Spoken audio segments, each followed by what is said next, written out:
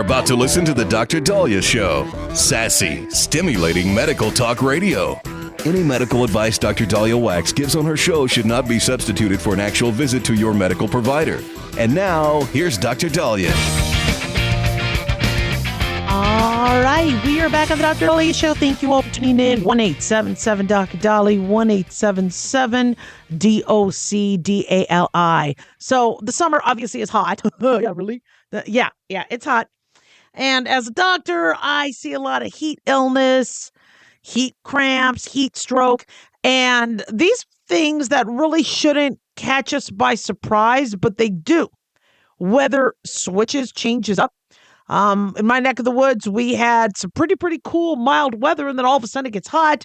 And so if you're always in an air-conditioned room, your air-conditioned car, your apartment, your home, and then you go out for a little bit, you can actually get heat illness.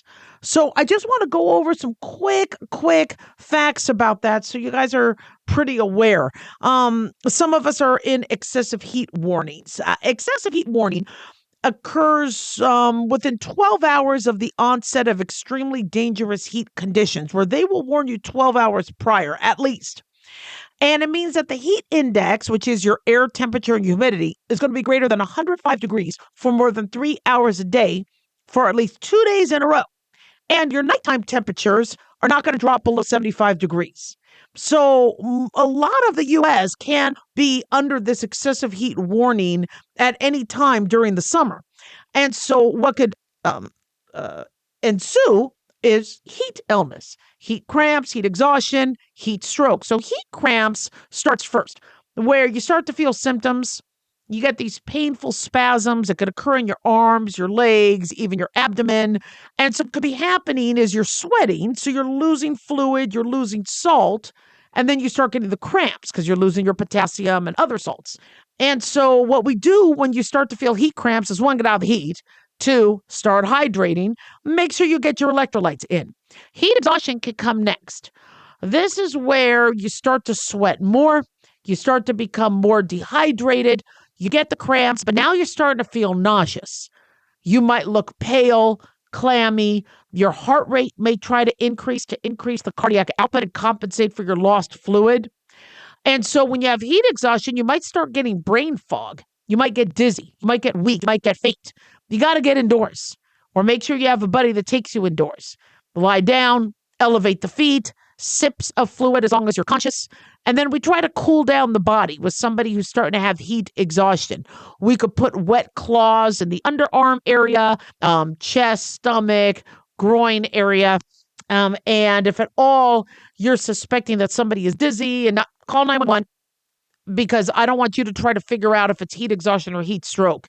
Heat stroke, it's an emergency, and it can be fatal. So we don't want you to mess around. You call 911. Somebody has heat stroke, we got to bring the victim indoors, away from the sunlight, lie them down, remove unnecessary clothing, cool their body with cool compresses, and then we have to watch for signs of rapidly progressive heat stroke. And what would that look like? Well, they could have difficulty breathing. They could have seizures. They could lose consciousness.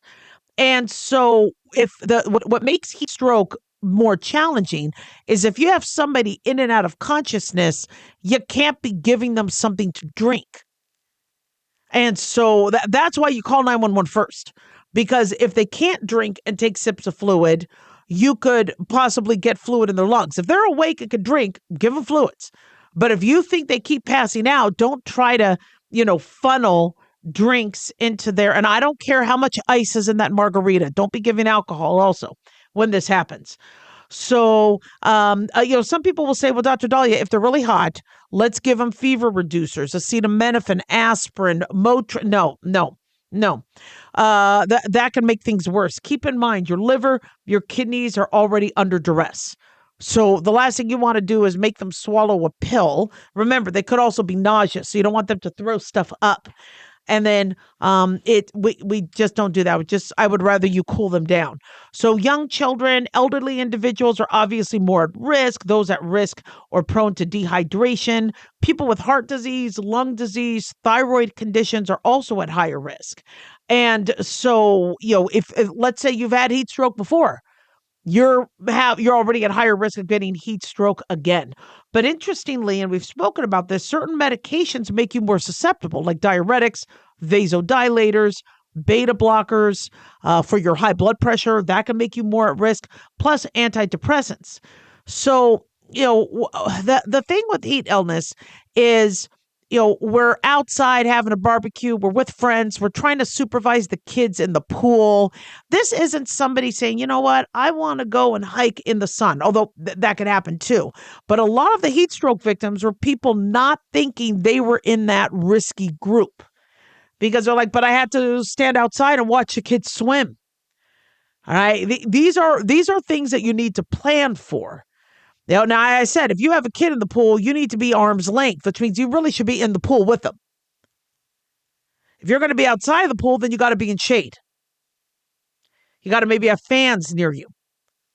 You have to be drinking fluids. And then don't forget your pets. Your pets will be outside. They'll be hanging out. And then they'll get quiet and they'll sit there. And you're like, okay, oh, what a good boy. Look at you sit next to mommy. Look at you good boy. You don't make any noise. They could be having heat stroke. So you have to understand that people are not, necessarily able to tell you that they're feeling ill. Let's say mother-in-law hasn't said a word for 30 minutes. Now, I know some of you will say, Daliah, shh, Dr. Daliah, please. Let's sleep in dogs lie. All right, mother-in-law hasn't spoken 30 minutes. Mother-in-law could have heat stroke. All right, if the talkative person in your family isn't talking, they could be ill. You've got to bring them in. Don't be drinking alcohol. Alcohol worsens the dehydration. It can worsen the situation. Also, be very careful with excessive exercise. A lot of us are like, oh, yeah, let's do the whole Top Gun. Let's play a volleyball thing out in the sun shirtless. That could also worsen things. So, just be careful. Understand that, it's the temperature could be pretty, it might feel good to you. It's only 90 degrees. We're good. That could still be too hot for some. So I want you outside. I want you having fun. I want you getting your vitamin D. I want you swimming, getting exercise. But listen, if you can't take the heat, you got to get out of the heat. 1-877-Dr. Dali, 1-877-DOCDALI.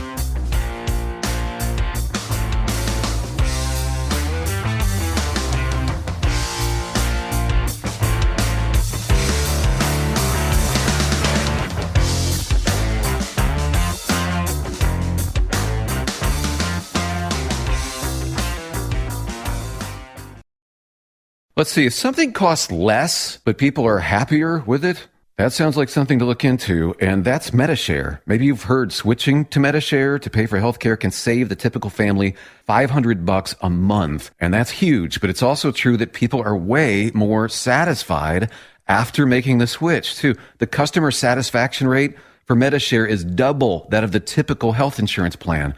Double. MediShare works. It's been around for more than a quarter century, and members have shared more than $3 billion of each other's bills. People love having telehealth and a huge nationwide PPO network. So, yeah, you can save a ton and like it better. Imagine being happy with how you're taking care of your health care. So if you're self-employed or part of the gig economy, or you just want a plan you're happy with, you can call right now and get a price within 2 minutes. A very, very smart use of 2 minutes. Here's the number you need. 855-SHARE-40. That's 855-SHARE-40. 855-SHARE-40. Hey guys, it's Dr. Daliah. Fantasy football season is coming, but sadly, too many of you are taking the bench while the country takes part in one of the most exciting and lucrative industries out there. Don't know how to play? Well, huddle up and listen. Paul Kalikas and I have written a fantasy football pocket guide for beginners. This book walks you through the basics and shows you how simple and lucrative joining or creating a fantasy football team can be. Read our Fantasy Football Pocket Guide for Beginners found on Amazon or follow the links on X and Facebook. That's Fantasy Football Pocket Guides for Beginners. Don't be left out. In a study, it was found that 33% of 44 herbal supplements had no trace of the advertised herb. Don't let that happen to you. Hi, this is Dr. Mitch.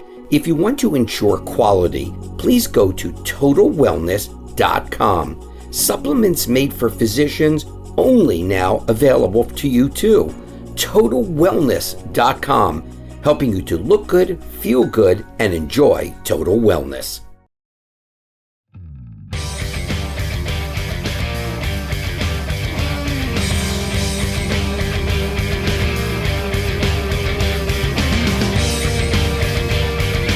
to retire, where to retire. We are back on the Dr. Daliah Show, 1-877-Dr. Dali, 1-877-DOCDALI. Don't retire in a place where they don't have nursing homes or assisted living. That could be dangerous. Big thanks to Talk Media Network for making the show happen, and big thanks to Daniel, our producer today. So I'm a little nervous. I have 2 kids. I have 2 boys, wonderful boys, but I would not make them do what I did, helping out my grandparents, taking care of my grandmother, bathing. It's just too much. You cannot expect a family member who is not a medically trained professional to take care of you when you're older. And if we are outliving the heart attacks and the cancer, and we're not getting hit by buses because now we're looking both ways before we cross the street, then there is a better than not chance that we are going to end up being in a nursing home or an assisted living facility. But sadly, we are being told that hundreds of nursing homes in Florida have been forced to shut their doors over the past 5 years. Why? Because of the soaring cost of commercial property insurance in the state. Now, Florida is the retirement mecca, especially for people back east. You don't have snow. You don't have income tax. You have beautiful beaches. With the exception of hurricanes and the humidity, some pretty nice weather, mild winters, amazing winters. So Florida is a great spot. I live in Southern Nevada. I think Las Vegas is a fantastic place to retire. I think San Diego, I think California is amazing. It's just so expensive. Phoenix, Arizona is nice, but again, the heat, a little more humid than Vegas. Vegas, at least you don't have humidity when you have the hot summers. Can't be barefoot. Make sure your shoes don't burn. Your shoes will melt out on the Las Vegas sidewalk in the summer. But Florida attracts millions upon millions of retirees. And as people age, they often need nursing homes or assisted living facilities. Well, in the 5-year period ending in 2023, an average of 146 nursing homes or assisted living facilities in Florida closed each year. Okay, we need more. 20% of our population by 2030 is going to be old over the age of 65. That's going to be even a higher percentage by 2050. We need more facilities, not less. What happens if there's fewer facilities? Well, there's triaging. They'll need turnover. They'll need you to get out so the bed is free. I don't want anybody rushing my stay. I don't want anybody accelerating my needing to go. I want to know that if I need a place to go or a place to live, I have one. And that's pretty frightening that hundreds of nursing homes and assisted living facilities are closing in Florida alone. If any state knows how to handle it, it's Florida. But they say commercial property insurance premiums rose 125%. They said last year alone, annual premiums rose 27% in the state. Nationwide, annual premiums have rose 6%. Actually down from 15% in 2022. So nursing home owners told Bloomberg News that those who haven't closed their doors are struggling to meet debt payments. And the cost of senior care continues to rise. They're probably also not getting the payments that they need. They said most of the first-time payment defaults on debt that were issued for Florida retirement communities since 2009 took place after the pandemic, according to Municipal Market Analytics. They say the default rate for senior living in the U.S. is 8% nationwide. The rate in Florida is 18%. So they say they're headed to a train wreck. Now, insurance costs are just one of the costs, let alone everything else in terms of food, inflation. And the whole nursing home industry is a difficult one. Most nursing homes don't make money. So if there's no incentive to keep it open, pay the rent, pay the insurance, pay the premium, take on the liability. I mean, look at how people who are medical directors get sued whenever there's an outbreak. And it's not, people have asked me time and time again, will you please be medical director of our nursing home? No. Because if your staff doesn't do what they're supposed to do, or you don't get the funds to do what you're supposed to do, I'm responsible. No, I will not be your medical director. You have got to get somebody who could be there all the time, 24/7, making sure that every single piece of care is being done to the best of the ability. If you're going to ask me to be medical director, I would have to quit everything else. I can't do it. They say many private insurers have folded and left the state. Now, insurance, because of hurricanes, because of property damage, we know it's going up in California. We know it's going up in Florida. So if this is, we're hearing this in terms of Florida, what's happening in California, where many people can't insure their homes because of high insurance rates. So this is just one piece.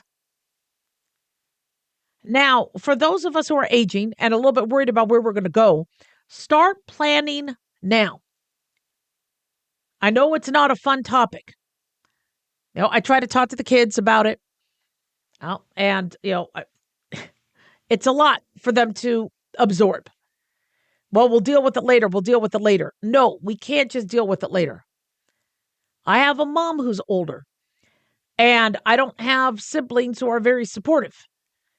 And it's going to all be on me. And I even have that thought. I just have to deal with it later. And if a family member doesn't have money and can't afford long-term insurance, doesn't have money that you could use for their care, you could be in trouble. Now, there is Medicaid funds, or some Medicare funds. There's some private charities, but most people, I have a friend, she's spending $10,000 a month to take care of a family member. And that's a low ball. It's very frightening. And what ends up happening is most family members get dumped by their family.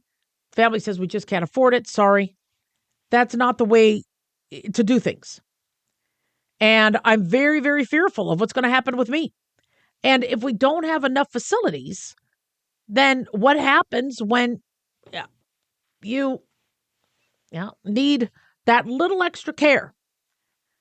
And I'm not saying a nurse would be unethical or a doctor would be unethical, but if there's not enough beds, there's going to be some active triaging. If we have a senior crisis, shall we say, where we don't have assisted living or nursing homes, the government, AI, may make some recommendations that will not be pleasing. Look at what happened in New York with COVID. They had nursing home patients leave the hospital to open up hospital beds and go back to the nursing homes. It then infected people in the nursing homes, and we had multiple deaths. Okay, that's not how we're supposed to be managing our most vulnerable populations. But that's what's happening. It's going to be more important to keep the hospital open. And then if we don't have enough assisted living beds, then there's going to be some sort of a triage with that too. And there is going to be this urge to have you die. There's going to be a push and incentive to have people who are ailing die. I don't want that. That frightens the hell out of me. And when we use AI to make determinations, what do we do about the medication shortage? What do we do about the food shortage? AI is going to say the people who are contributing the less right now and the people who are using the most healthcare dollars should have a different approach to keeping them alive. And that's why in these schools, one of my family members met a nursing student who said, always put DNR. Always put DNR. Do not resuscitate. Make sure all your family members have DNR so it'll save money and save you time. I don't want automatic do not resuscitate. A lot of my family members still want to have a chance at life. So we were already in this triage mode. How many times have you been approached in the ER by a nurse who says, I need to see your advance directives? What do you not want us to do? The question has always been, what can you do for me so I could live and get out of here? Now it's, what do we not have to do? Are you okay with dying? Are you okay with us not giving treatment? Can we let your family member go? And I'm hearing that people are being talked into not using life support on their family member. So it saves money and opens up the bed. Remember there was that study we talked about where they looked at people who had traumatic brain injury from car accidents And they said if these individuals would have given just a little bit more time, many of them would have recovered with minimal deficit. But instead, they were taken off life support. Come on, people.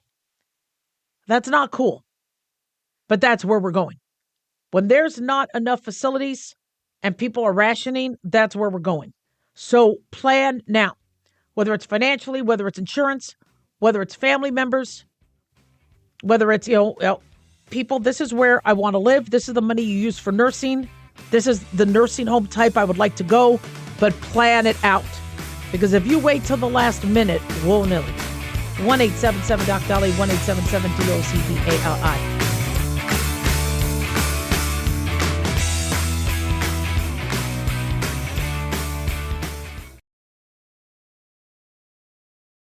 Dr. Daliah here. Are you tired, burned out, gaining weight, succumbing to the daily pressures of life? Well, how's your dopamine doing? How you feel right now, how you'll feel an hour from now, and how you'll feel next week is completely reliant on your dopamine. Our daily motivation and willingness to push through challenges depends on the intricate chemical process dopamine provides. Christian Kalikas and I created Deploying Dopamine, a book that tells you what dopamine is, when it dysfunctions, and how to successfully deploy it when needed. Find Deploying Dopamine on Amazon today. Check it out. Carl Amari here to tell you about our newest website for old-time radio lovers. It's 100radioshows.com. At this site, there are 5 old-time radio shows waiting for you to download free as our gift to you, and be sure to browse the additional 700 old-time radio shows available to you for 70% off by using the promo code RADIO at checkout. This is a limited-time offer, so log on to 100radioshows.com. That's 100radioshows.com.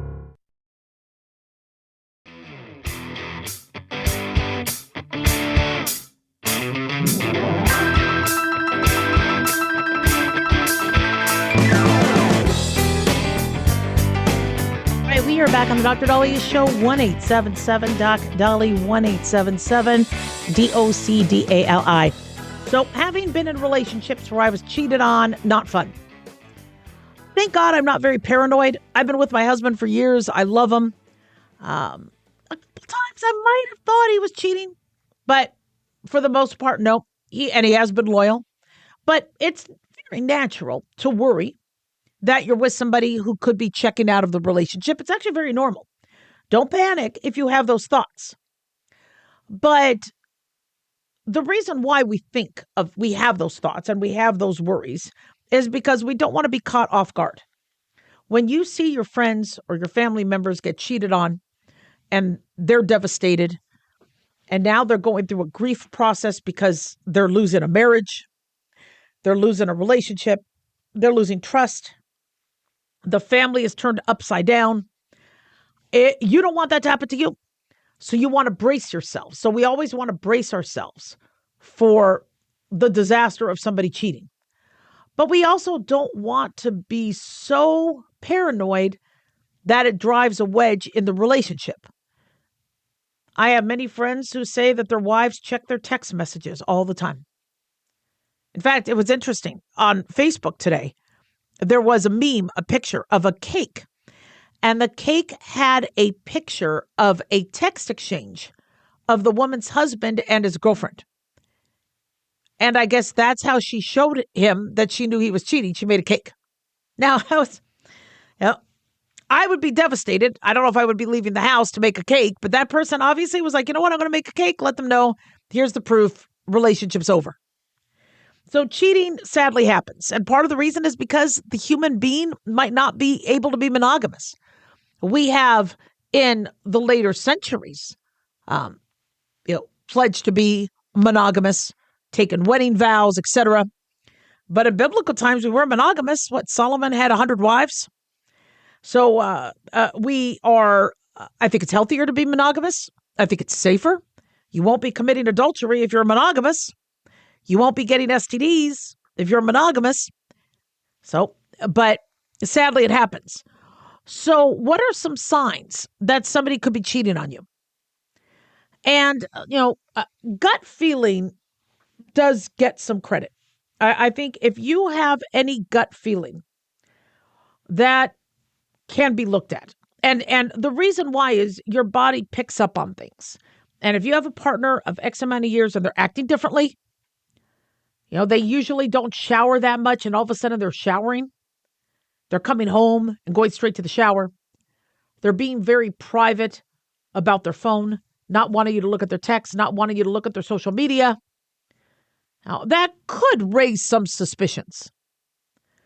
So if there is a behavior that's making you a little concerned, it could be, it doesn't mean they are cheating. It could just be they want to start smelling better. Somebody told them they stunk at work and now they want to smell better.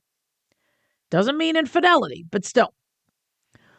There's a very interesting article from today where they say that they seem distant or moody.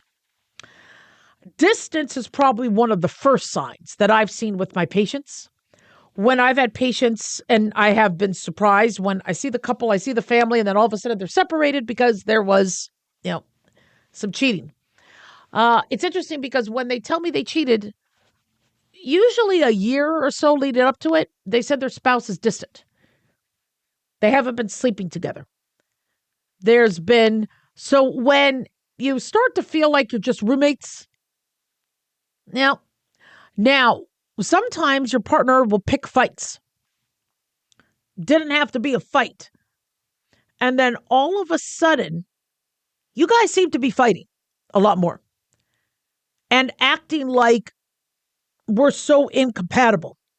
If you feel like your partner is trying to make a case for you and them not being compatible or together, that could be a sign that they're either working on a new relationship or they really don't want to be in yours. Keep in mind, a lot of these signs are that the marriage could be over or the relationship needs a lot of work. It doesn't mean cheating. But when I have had people crying in my office saying they were cheated on and their spouse said it was their fault, it's because of them. They were building a case for years to justify them cheating. If you used to joke around with them and all of a sudden now they're getting offended, well, that's kind of, wait a second. We can't joke around anymore. No, you don't like me. If you feel like they're accelerating a divorce or a demise of the relationship, so what do? Well, you don't want to accuse them of cheating unless you have evidence. But you should get marriage therapy involved. And so for me, I love talking about things. And I will bring up subjects with my family that in a comfortable way. And I remember telling my husband, I go, look, if you're cheating on me, now's the time to tell me. I'm not going to get mad.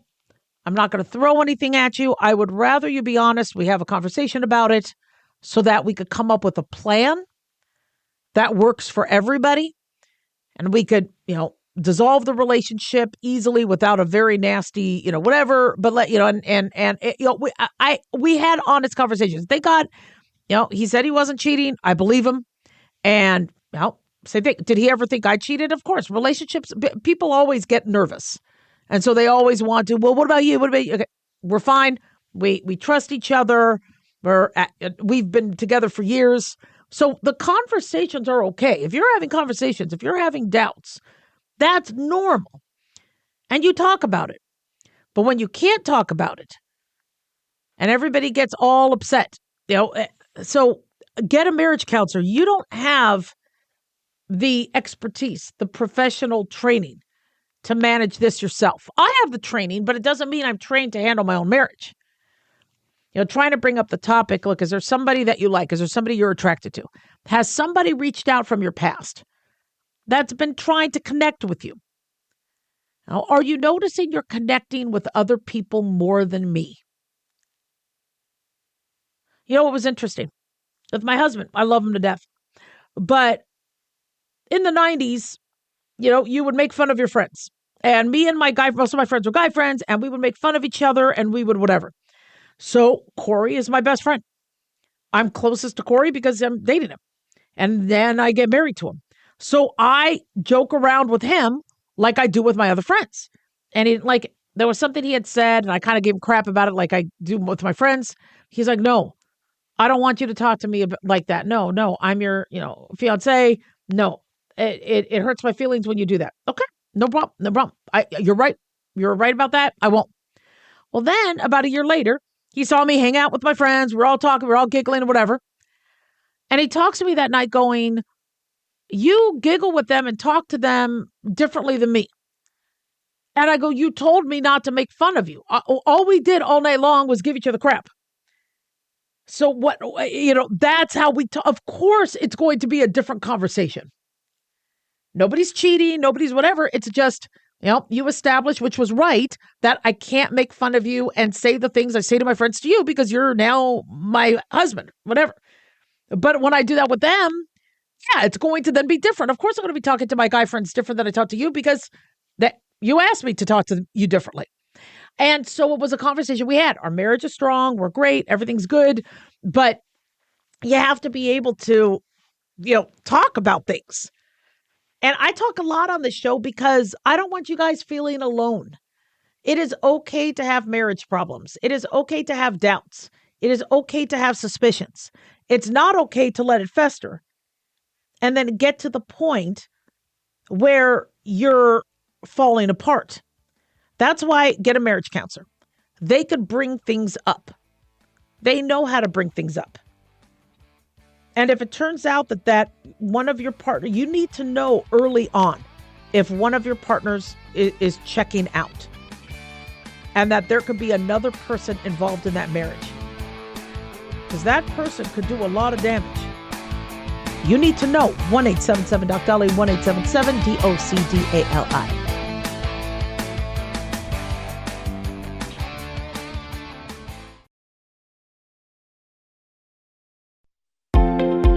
Considered by most, optimized curcumin is one of the few bioavailable and highly absorbable curcumin products on the market. Hi, I'm Dr. Mitch. Since most chronic diseases have inflammation, our optimized curcumin seems to be a perfect addition to any nutritional program. It makes sense to me that preventing or reducing inflammation is a key component to our overall health. The Mayo Clinic found that curcumin can decrease swelling and inflammation, has antioxidant properties, and research suggests that curcumin can prevent cancer, or at least slow the spread of cancer, and in many instances make chemotherapy more effective. It protects our healthy cells even from radiation. TotalWellness.com, where we help you to look good, feel good, and enjoy total wellness. Self-reliance. It's not a phrase we hear much in our culture these days. It might conjure up images of pioneers, the West, rifles, strapping men, and strong women. But what does it mean for us in today's world? The New American Magazine has just released its latest collector's edition, Self-Reliance, Foundation of Freedom. In it, the New American authors outline the necessity of self-reliance for a free people, tips for self-reliant living, and the importance of not giving up hope. This unique edition includes articles on the self-sufficiency of the founders, preparing for a worst-case scenario, firearms, financial self-reliance, the importance of community, and many other topics by expert writers. Now, for a limited time, the New American is offering a bundle of 3 collector's editions, Self-Reliance, The Great Reset, and Trump World for just $19.95.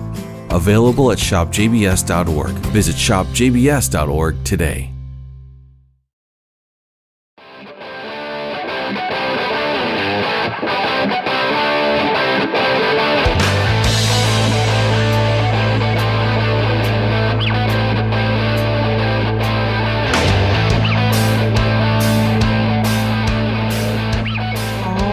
We are back on the Dr. Daliah Show. Thank you all for tuning in. 1-877-DOC-DALI, 1-877-DOCDALI.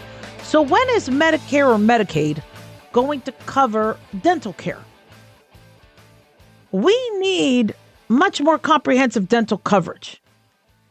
And being a physician who works for telemedicine companies, I am blown away by how many people are not getting dental care. We've separated dental care from medical care and mental health care into 3 different professions when it really should be combined. Now, you go to the gynecologist, you go to the GI doctor, You see a heart doctor. Right? But then all of a sudden, well, I have something going on with my mind. Oh, okay, then if you're having mental health, that's a whole nother behavioral health. That's a whole nother medicine. Well, I know you're looking at my mouth, you're looking at my throat, but I'm having an issue with my teeth. Oh, teeth? Sorry, you got to go to the dentist. And people are like, but I don't have a dentist. Can you help me? I'm not a dentist. Sorry. And your mouth, your teeth are located within your body. Your teeth are in your head. And you get cut off, and you are now at home with dental issues because you don't have insurance to cover that, because insurance only covers the other parts of your mouth. It's ridiculous. It's so stupid. And poor dental health has been led to heart issues, mental health issues, GI issues, diabetes. We need dental health. You could get a bone infection, osteomyelitis. It's interesting. Once your tooth issue goes into a deadly bone infection, insurance will cover it. Why isn't insurance covering fixing the tooth to begin with? So we have some work on our plate. Now, we have this Affordable Care Act. Millions upon millions of dollars going into a system that allows insurance companies to raise their rates. Does it cover dental health for adults? Nope, it doesn't. All that money. Now, the law does require states to offer pediatric dental care. So that's good, but not adult. And so the pediatric dental care is usually a lot cheaper. Some kids need their teeth pulled. Some kids might need, but I don't think it covers endodontics. I think it covers, basic cleanings and things like that. So we have 69 million U.S. adults not getting access to routine oral health care. That's according to a survey by the nonprofit CarQuest Institute for Oral Health. And so if we don't have care, what do we do? Now, they say 1 in 3 U.S. dentists agree to take Medicaid patients. So some states may offer dental care through Medicaid, but it's very hard to find providers that'll take it. Why wouldn't they? Well, when I took Medicaid, it was thousands upon thousands of dollars not paid to us. Most of the claims we submitted weren't paid. Medicaid found ways to not pay. If somebody was Medicaid eligible but not approved, didn't pay. So we saw and took care of people for free. We just couldn't do it anymore.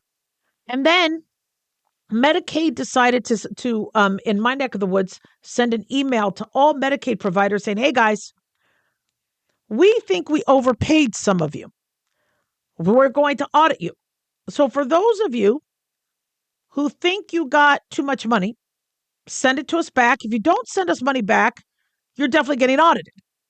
Well, so basically it's a threat to give us money or you're going to get audited. So what I did is I said, look, not only have you not overpaid us, but you haven't paid us on all these claims. And I sent them the hundreds upon hundreds of claims that weren't paid.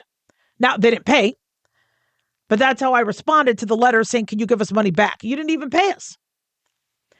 So many dentists, their overhead costs are even more expensive than medical doctors' costs. Dental hygienists, their equipment, their insurance, they can't see patients as quickly as pediatricians or family doctors can because the cleanings take a while. And so you could only have X amount of rooms going. It can't be like a busy pediatric office. So many dentists can't survive on Medicaid reimbursement. And so, Biden wants to mandate that insurers cover dental benefits for adults. States would have until 2025 to decide. The dental benefits would then take place in 2027. But we don't have a lot of states that have kind of signaled that they would do that. And I think it's because they don't have enough dollars. They barely have enough money to cover regular medical care. Well, that's a problem. Bernie Sanders has rallied for dental reforms. He tried to push Medicare to provide comprehensive dental coverage. Sanders said tens of millions of Americans can't get dental care. But Medicare doesn't even have enough money to cover the current medical issues. Dental care is expensive. Why the liability? If we want to lower healthcare costs, we need to do something about the attorneys, and we need to do something about these claims. If a doctor really screws up or a dentist really screws up, or it is gross negligence, or they're on drugs, or they pull out the wrong tooth or operate on the wrong leg, those are slam dunks. Those obvious cases. But there's so many other cases that are causing insurance premiums to be so expensive. I mean, look at what happened with dentists and COVID. Dentists couldn't be open during COVID. Are you kidding me? They said, well, for emergencies. Well, who could pay their bills if they're just open for emergencies? They needed to run an office. So people didn't get dental care. They stopped going to the dentist after COVID. Dentists are not financially successful if they have all these rules and restrictions. And so their dentists have to be reimbursed properly. And so us not having dental care coverage is a complete disservice. We need to stop separating dental care and medical care. If your teeth are in your body, it should be covered a part of your body. Now, should doctors learn dentistry? I only got 1 half day of dentistry, and I wish I got more. I have more people coming in with dental issues. And they're like, remember I had a patient in the ER who came in with tooth pain, and I ended up diagnosing a heart attack. Thank God I knew enough dentistry to know it wasn't dental. But I don't have the x-rays. I don't have the tools. And I understand a doctor can't know everything. You know, being a jack of all trades, master of none as a family doctor family medicine is an art. It's a specialty in and of itself. But we should have much better training when it comes to the mouth and teeth, such that we can adequately address things. But the teeth take a while. There's an art to taking care of teeth. So yes, it deserves its own specialty, but it doesn't mean it shouldn't get covered. Take care of your teeth while you can. I understand. I don't like going to the dentist either. Going to the dentist and going to the gynecologist, I can't stand. It's easier to go for a colonoscopy because I get to sleep through it all. So I get that. I do not like going to the dentist, and I don't like going to the gynecologist. It doesn't matter how awesome they are. But please, for the love of the Lord, do it. Because you start to have bad teeth, dental infections can be fatal. If you can't eat, if your teeth crack, you want to get a job. If you don't have good teeth, you can't get a job. People judge you. We really have to prioritize things. And the way we're prioritizing things now, it makes no sense. You should have cleanings at least twice a year. Some insurance is allowing 4 times a year. I agree. The more somebody can do a checkup on your mouth, the better. Your dentist can oftentimes find cancer. Let a dentist do his thing or her thing. 1-877-Dr. Dali, 1-877-DOCDALI.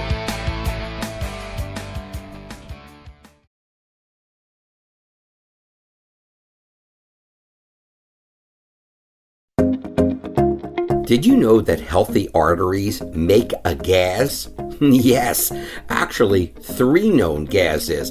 Hi, I'm Dr. Mitch, and nitric oxide is a gas that's readily made all day long to keep our arteries open by relaxing the blood vessel walls. By doing this, our circulation is increased, bringing blood, oxygen, and nutrients to every part of your body. Both age and poor diet can lead to a loss of this precious gas, and in turn, blood pressure can go up, energy can go down, and you can get tingling in your hands and feet. Well, our product, Ultimate Nitric Oxide, can easily help fix this lack of nitric oxide. Go to TotalWellness.com. That's TotalWellness.com, where we are helping you to look good, feel good, and enjoy total wellness.